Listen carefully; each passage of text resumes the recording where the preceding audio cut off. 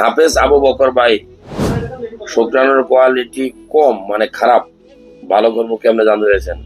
হাফেজ আবু বকর ভাই, শুক্রাণুর কোয়ালিটি যদি কম হয় তাহলে আপনার উচিত হবে 3 মাস বা 6 মাস পর শুক্রাণু টেস্ট করে দেখবেন।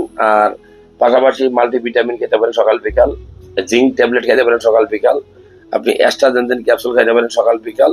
ডাক্তারি পরামর্শ নিয়ে আরো অনেক ওষুধ আমরা দিই, আপনি খেতে পারেন। পাশাপাশি আপনি ডিম খাবেন বেশি করে, ডিমের কুসুম সহ। মাছ খাবেন, তৈলাক্ত মাছ বিশেষ করে টুনা মাছ, স্যালমন ফিশ। সবুজ শাকসবজি খাবেন দিনে 3 বার, 3 বেলা 2 বেলায়। বিশেষ করে পুঁই শাক, পালং শাক, টমেটো, হ্যাঁ, তারপরে ফুলকপি, পাতাকপি এগুলো খেতে পারেন।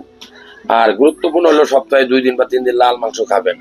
এছাড়া আপনি বিচি জাতীয় খাবার যেমন আপনার কাঠবাদাম, পেস্তা বাদাম, সূর্যমুখী ফুলের বিচি, হ্যাঁ, মিষ্টি কুমড়ার বিচি, এগুলা বেশি বেশি খাবেন।